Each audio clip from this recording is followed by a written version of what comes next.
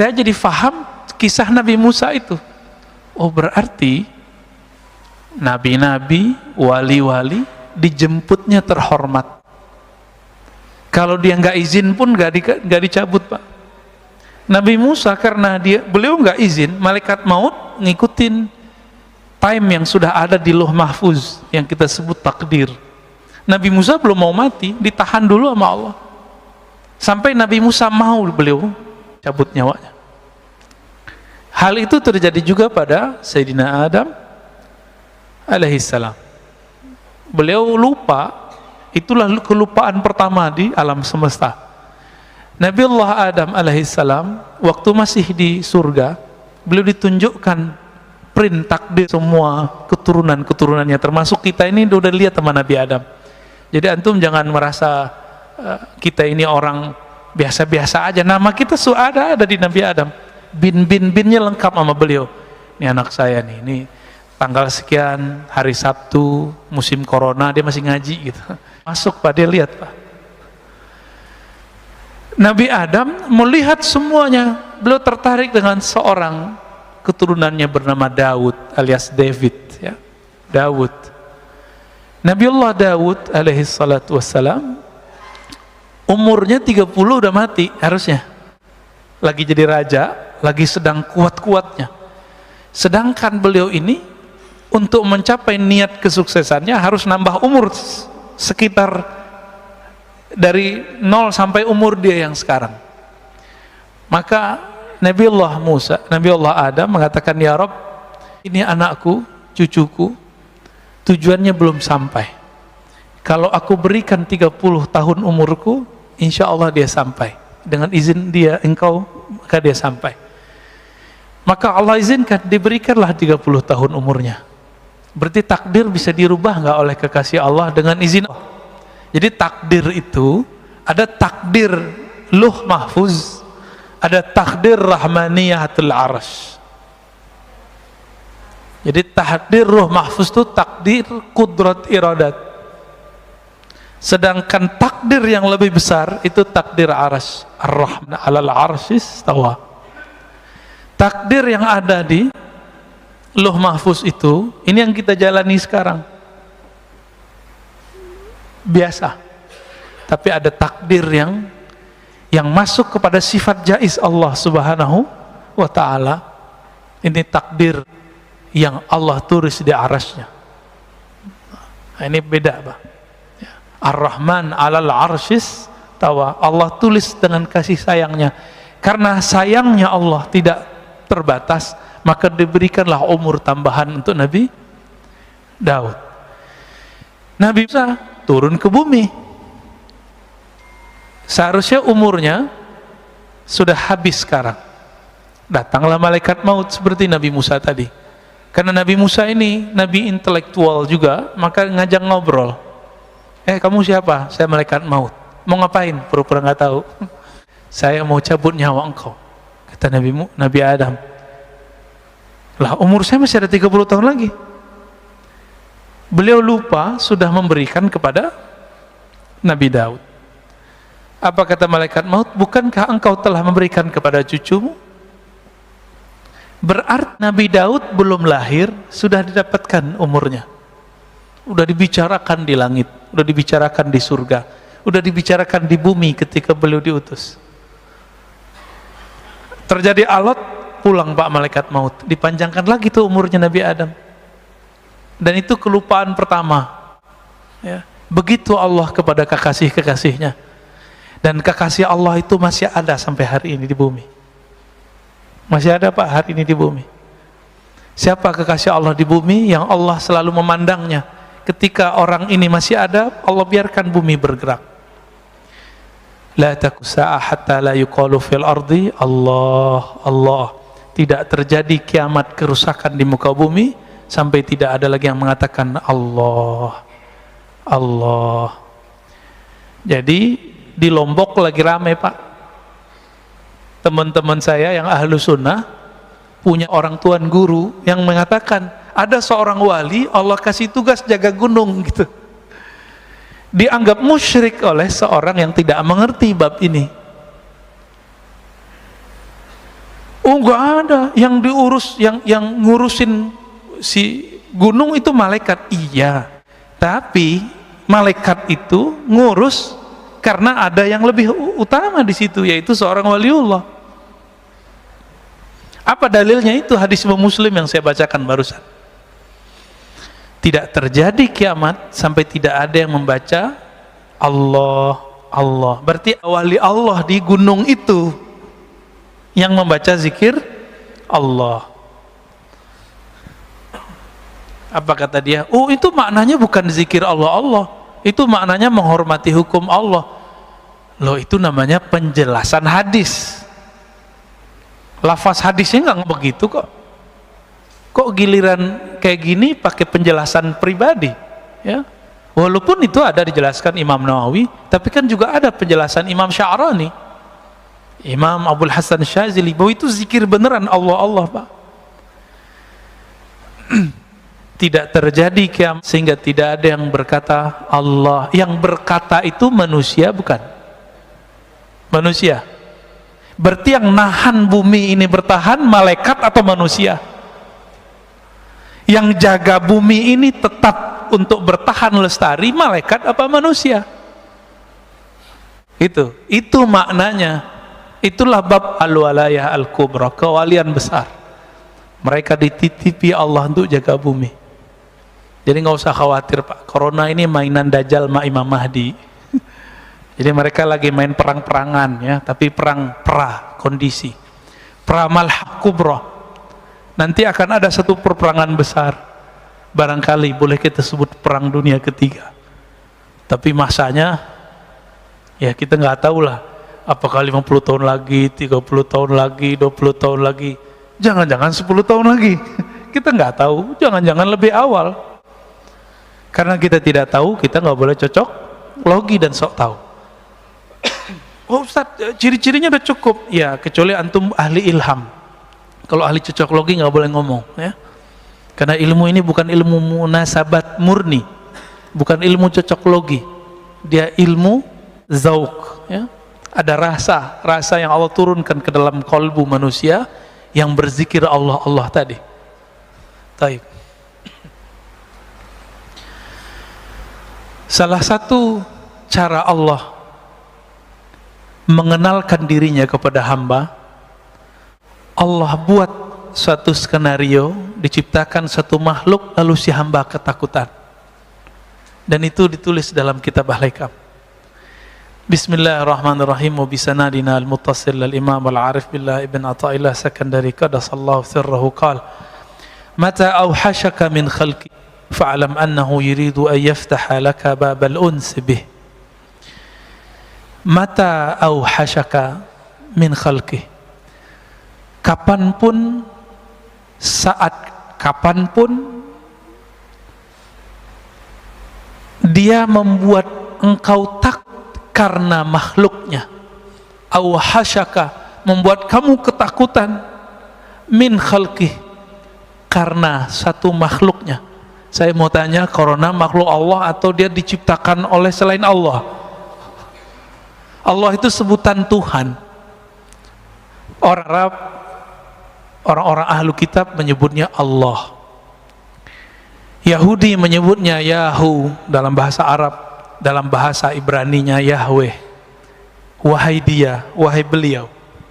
Karena Yahudi tidak berani menyebut kata Allah. Tapi Yahudi pengikut Nabiullah Isa menyebutnya dengan El lima sabaktani, El Allah sama. Maka Allahumma itu bukan asli Arab, itu adalah bahasa Ibrani tua, bahkan Suryaniyah lama yang dulu pernah dipakai Sayyidina Adam. Sebelum ada bahasa Ibrani dan bahasa Arab, itu beliau sudah pakai bahasa tua, bahasa Aramaik, namanya bahasa Aram, ya. Itu penyebutan aja, ya. Setiap kali dia membuat kamu ketakutan karena corona, kira-kira begitu terjemahan hari ininya. Sekarang zaman corona, Pak, ya. Atau dengan virus apapun, atau dengan preman siapapun, atau dengan penguasa yang jahat manapun, atau dengan para teroris manapun gitu. Fa'alam, maka tahuilah annahu yurid, bahwasannya dia sedang ingin yaftah babal uns, yaftah laka babal uns, membuka bagimu satu pintu ma'rifatullah bernama unsiyah. Apa arti unsiyah? Unsiyah artinya keintiman. Keintiman. Kadang-kadang orang takut dengan corona, tapi ada yang lebih berbahaya, yang lebih menakutkan. Takut karena maksiat, takut karena pernah bermaksiat. Semua kita pernah maksiat nggak, Pak? Bener. Mas, semua kita nggak ada yang nggak bermaksiat, maka nggak usah sok suci. Pernah maksiat nggak? Pernah maksiat. Nggak maksiat mata, maksiat telinga. Nggak maksiat telinga, maksiat lisan. Nggak maksiat lisan, maksiat kalbu. Kalaupun kita nggak maksiat secara zahir, kita maksiat dalam batin. Oh, Ustadz, saya nggak pernah iri, oke. Saya nggak pernah sombong, oke. Tapi pernah lupa nggak kepada Allah? Semua kita pernah lupa kepada Allah. Itu dosa juga, Pak. Pernah lebih pintar dari orang nggak? Sering, tiap hari ya. Itu dosa apa namanya? Itu dosa besar loh, Pak. Kiber. Itu dosa besar, bukan dosa kecil.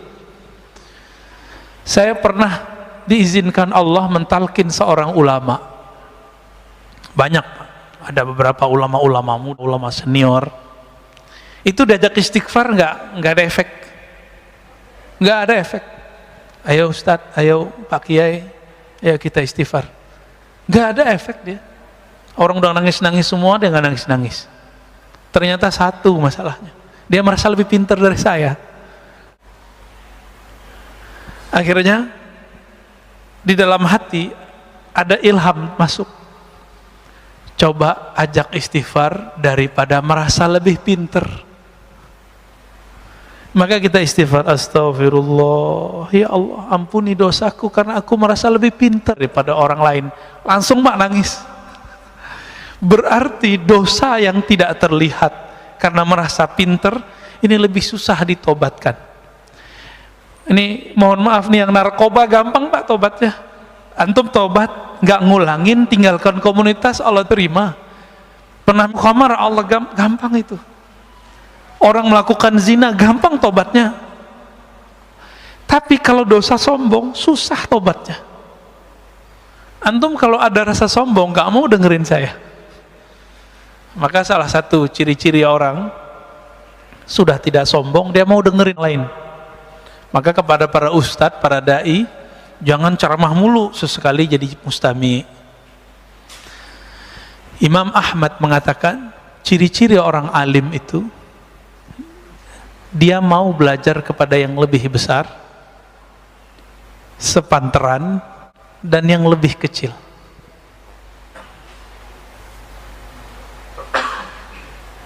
Gimana? Udah pernah belajar sama yang lebih kecil belum? Belum ya? Umurnya, gelarnya, fisiknya,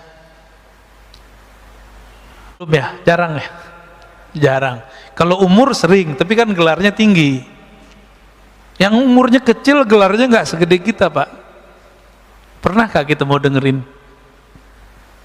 Nah, maka kalau para da'i, para ustadz, jangan khutbah mulu tiap bulan. Harus ada satu kali sebulan dia nggak dengar khutbah, dia dikhutbahin orang. Nah, syukur-syukur di rumah dikhutbahin bininya ya. Jadi apa yang Allah sedang mau kenalkan kepada kita? Unsiyahnya, keintimannya dengan kita. Uns itu lebih dekat dari qurb, katan. Uns itu sudah mesra. Pernah, ini ilustrasi biar gampang. Anak-anak kita kalau ketakutan dia nyari siapa? Ayahnya. Ayah gitu terus dipeluk kan? Kita gemes ngeliat begitu, dan itu bikin rindu mau pulang ke rumah. Bener ya? Itu bikin rindu, Pak. Kadang-kadang kita gak rindu mamanya ya, yang bapak-bapak ini, rindu sama anak kecil ini.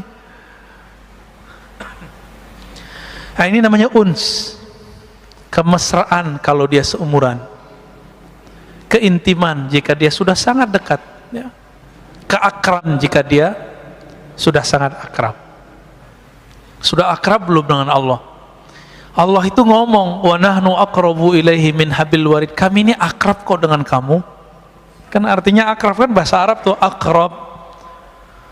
Kami ini lebih akrab daripada kamu, daripada dirimu sendiri. Hablul warid. Hablul warid itu kan diri kita sendiri. Nggak usah diterjemah harfiah. Maka salah satu nikmat yang Allah berikan saat ini, saat corona ini adalah nikmat unsiyah. Sebelum keluar doa dulu nggak? Biasanya dulu keluar aja kan.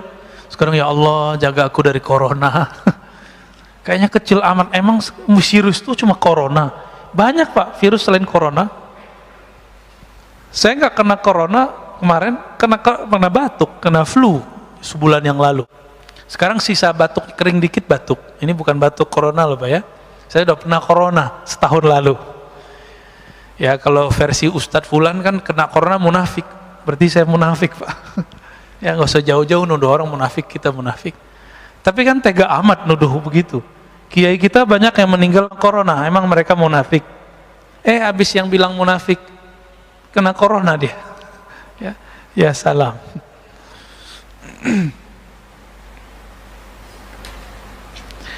Nah, kita mundur. Khairu awqatika, sebaik-baik time yang kamu punya, waktu yang kamu punya. Jadi time itu bukan jam. Jadi sekarang 5:32, bukan itu. Itu namanya jam dinding mbak, jam sholat. Waktu itu adalah satu nafas yang kita tarik, satu nafas yang kita keluarkan. Itu yang disebut waktu. Berarti waktu kita sebenarnya lebih berharga daripada cuma 1 detik, 2 detik itu. Apa kata beliau? Waktu kamu bernafas, yang paling bagus adalah waktun tashhadu fihi wujuda faqatik. Saat-saat jika kau melihat engkau lagi butuh kepada Allah Subhanahu wa taala. Engkau memerlukan perhatian penjagaan Allah Subhanahu wa taala. Sebelum keluar rumah, berdoa, ya Allah jagalah saya. Allah itu senang tuh sama orang yang begitu. Dan itu waktu-waktu paling indah. Bapak sholat 100 rakaat tapi nggak ada rasa memerlukan perhatian Allah, membutuhkan bantuan Allah. Itu lebih baik doa yang tadi Pak. Itulah alasannya kenapa doa musafir lebih utama daripada doa-doa orang biasa. Karena orang musafir ini dia takut mati. Saya pernah kasih contoh beberapa tahun lalu, di sini juga. Awal-awal naik pesawat, dari awal naik sampai turun zikir nggak putus-putus kan? Naik kedua setengah putus, naik ketiga lupa, malah nonton, main handphone. Benar ya? Kenapa? Karena kita sudah terlalu biasa. Jadi manusia begitu. Doa-doa yang dulu kita baca saat kita ketakutan naik pesawat, itu doa pasti sudah dikabulkan Allah 70%. Saya sudah hitung Pak, doa-doa yang saya baca saat itu Allah udah kasih hampir semua. Tapi pas kita naik pesawat sekarang biasa aja. Ya. Rasa takut muncul lagi pas turbulen. Jadi kita ini takutnya tidak pernah permanen. Takutnya selalu bi asbab bil awarid, dengan sebab-sebab luar, belum permanen. Kenapa? Nama Allah belum nancap di dalam kalbu. Jadi kita takutnya kepada Allah masih karena faktor-faktor dari luar, belum karena kenal kepada Allah.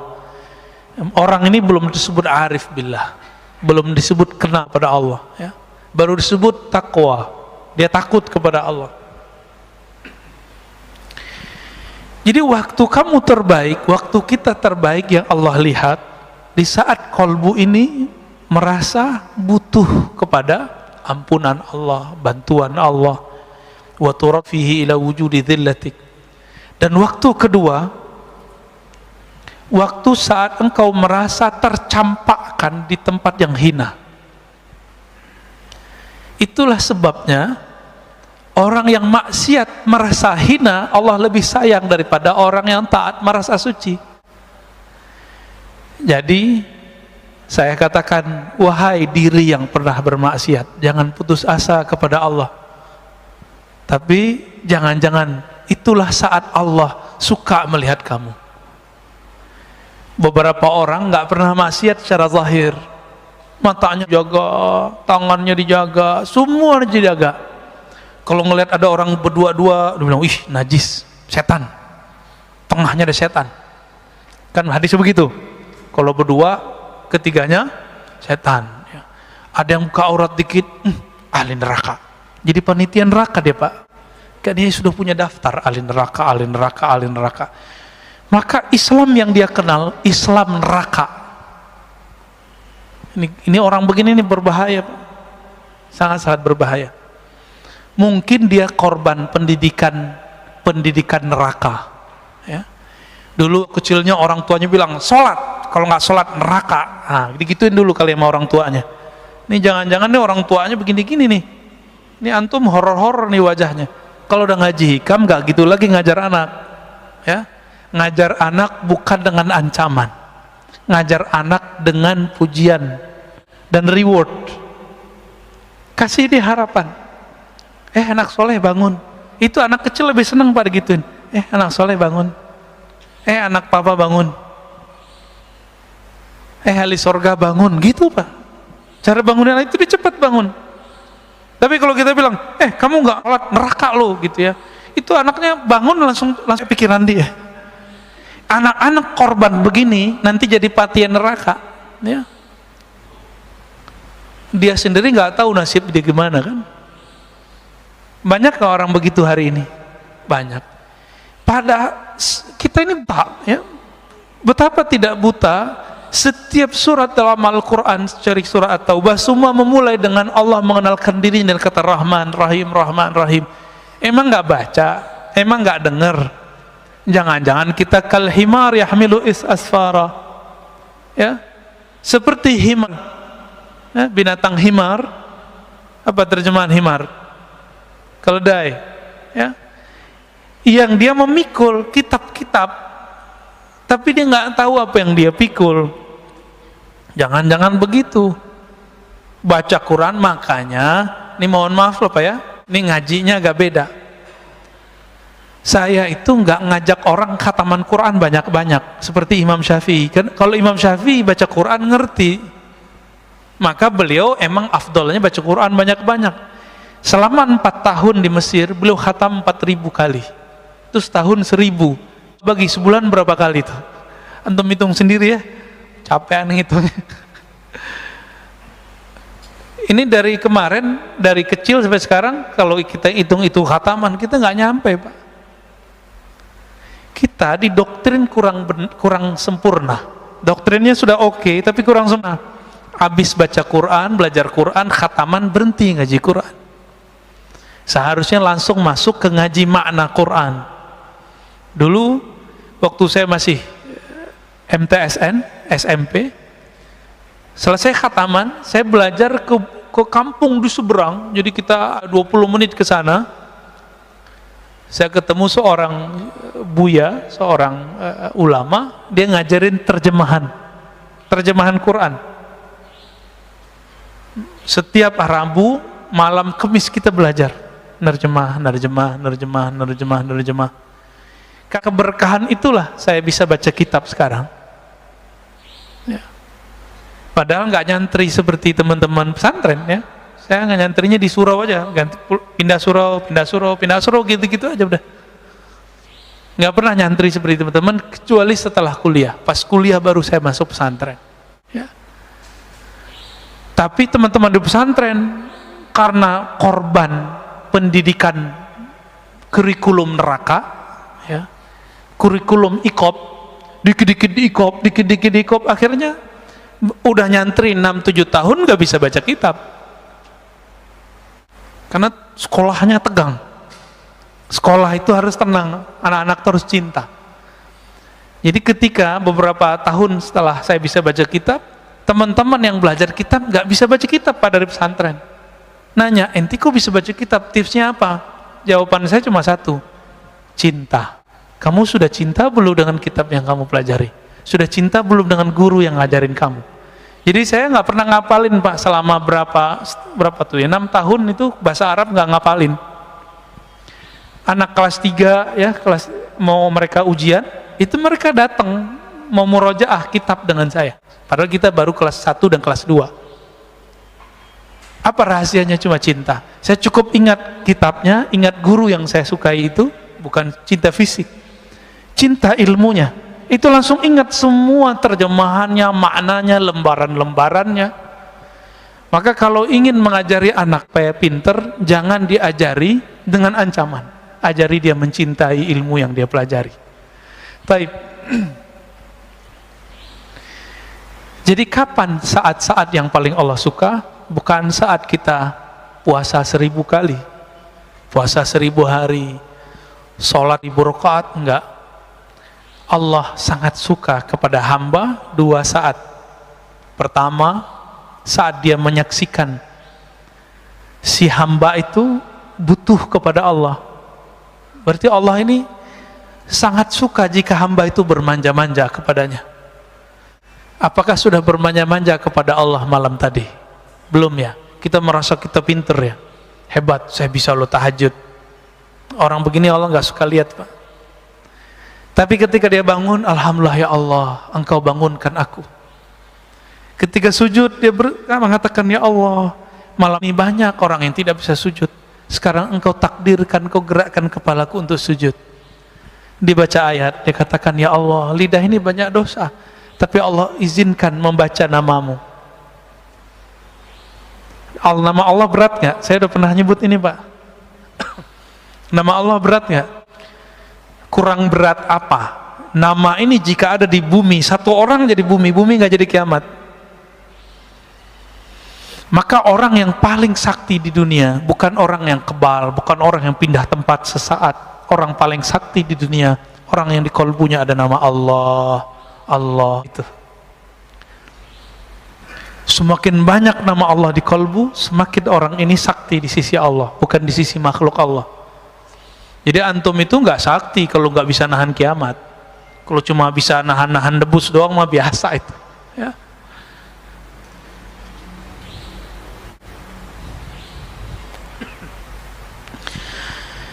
Lalu apa gelaran orang? Gelar orang yang merasakan 2 hal ini.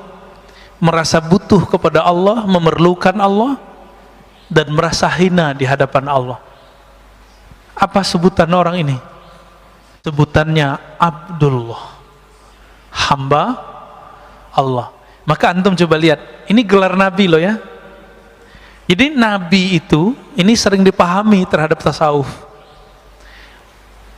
Orang nuduh Imam Al-Hakim At-Tirmizi, ahli hadis yang sufi, Ibn Arabi yang sufi, mengatakan wali lebih tinggi dari kenabiannya. Karena setiap nabi itu pasti wali, setiap rasul pasti nabi. Kewalian itu inti dari seorang nabi. Ala inna awliya Allah la khaufun alaihim wa la hum yahzanun. Ketahuilah sungguhnya wali-wali Allah. Apa arti wali Allah? Kekasih. Maka kewalian itu artinya kekasih. Bab cintanya seorang wali itu lebih tinggi daripada bab nubuatnya, gitu maksudnya. Bukan berarti seorang wali yang nabi lebih tinggi daripada seorang nabi, itu keliru besar. Nggak ada begitu di kitab Fususul Hikam. Imam Ibn Arabi tidak pernah mengatakan itu. Tanda orang yang menuduh Ibnu Arabi mengatakan nabi lebih mulia, wali lebih mulia daripada nabi, dia khatam satu kitab tipis, separuh kitab ini Pak, kitabnya Fususul Hikam judulnya. Kitab tipis saja nggak khatam, gimana kitab yang 9 jilid Al-Futuhat Al-Makkiyah? Terus nuduh.